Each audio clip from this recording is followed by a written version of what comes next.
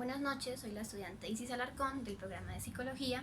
En este video les hablaré sobre algunas problemáticas que suceden en esta área. En el mundo, cada 40 segundos se suicida una persona a raíz de una conducta generada por algún tipo de enfermedad mental, según la Organización Mundial de la Salud, o la OMS. En Colombia, el panorama también es oscuro. Según el Estudio Nacional de Salud Mental, en Colombia, el 40,1% de la población entre 18 y 65 años ha sufrido, está sufriendo o sufrirá alguna vez en su vida algún trastorno psiquiátrico diagnosticado. De estos, se detecta el 16% en el último año y el 7,4% en el último mes. Los trastornos de ansiedad encabezan la lista con el 19,5%. Luego siguen los trastornos del estado de ánimo con el 13,3%. Los trastornos por control de impulsos con el 9,3% y los relacionados con el consumo de sustancias psicoactivas que equivale al 9,4%. Los factores desencadenantes para estos son la genética, la estructura de la personalidad, la historia de la vida, traumas psicológicos, sociales y económicos.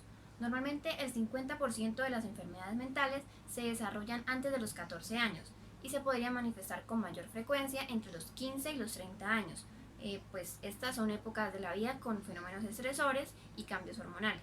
Vamos a hablar de algunas problemáticas desde los enfoques regional, departamental y nacional.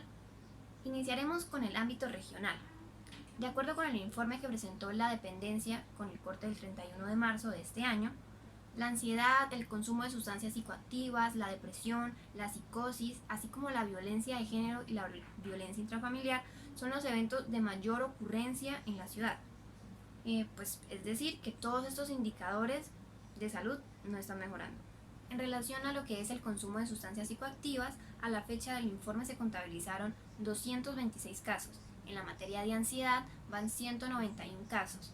En la de depresión tenemos unos 147 casos y el consumo de heroína y otras sustancias psicoactivas pues, que son inyectadas se mantienen en cero, cuando el año anterior se registraron 11 casos.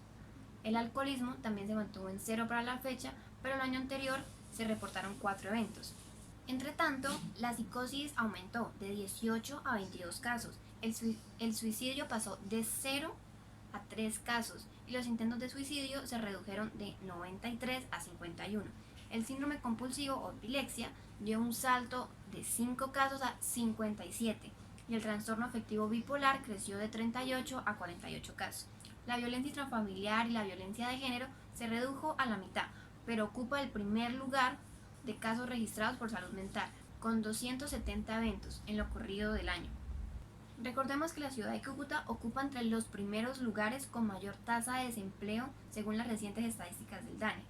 El trabajo informal es un pilar fundamental para nuestra economía y con la llegada masiva de venezolanos a nuestro territorio genera a los trabajadores informales malestar y estrés, desencadenando violencia intrafamiliar y asimismo presión tanto en los adultos como en los jóvenes, aunque también juegan muchos otros factores. Continuando con el ámbito departamental, según el IDS, en 10 municipios del norte de Santander incrementaron las tendencias suicidas. En el país es un problema acentuado entre los jóvenes que tiende a empeorar la salud pública. Y este es precisamente el tema que tratan muchos psicólogos en investigaciones recientes en el país. También existen factores que pueden incidir en que alguna persona llegue a tener conductas suicidas. Pueden ser psicológicas o biológicas. El afrontamiento de los problemas por parte de las personas o los jóvenes, funcionalidad familiar y apoyo social a la familia para encontrar cuáles variables indican o inciden más en un intento suicida u orientación suicida. Desde Santander se reportaron 46 víctimas de suicidio, pero vale la pena destacar que entre el cierre del primer trimestre del 2019, 10 hombres y 3 mujeres tomaron la fatídica decisión de acabar con su existencia. Según las estadísticas del Instituto Nacional de Medicina Legal, 5 de ellos fueron jóvenes, hombres y mujeres, entre los 14 y 24 años de edad. Pero el problema es que las cifras de amenazas de suicidio incrementaron en el departamento. Por ejemplo, según se reportó en el Instituto Departamental de Salud, en 10 municipios del norte de Santander, la cifra de intento de suicidio se elevó, en otros 26 se mantuvo constante y solo en un departamento se redujo y en otros 3 no se reportaron casos. Las orientaciones suicidas no solo son un componente que redone diversas causales de riesgo en distintos contextos, tanto familiar, social, educativo y emocional de los sujetos. En el caso del adolescente, que de acuerdo a su ciclo vital está en construcción de su personalidad, su nivel de vulnerabilidad aumenta y tiende a presentarse situaciones de riesgo. Estas situaciones pueden desembocar en una orientación suicida o incluso en un suicidio consumado. Y por último, el enfoque nacional. Las proyecciones estadísticas muestran que las condiciones psiquiátricas y neurológicas en el mundo se incrementarán de 10,5% del total de la carga de enfermedades a 15% en el año 2020, lo cual equivale a un incremento proporcional mayor que para las enfermedades cardiovasculares.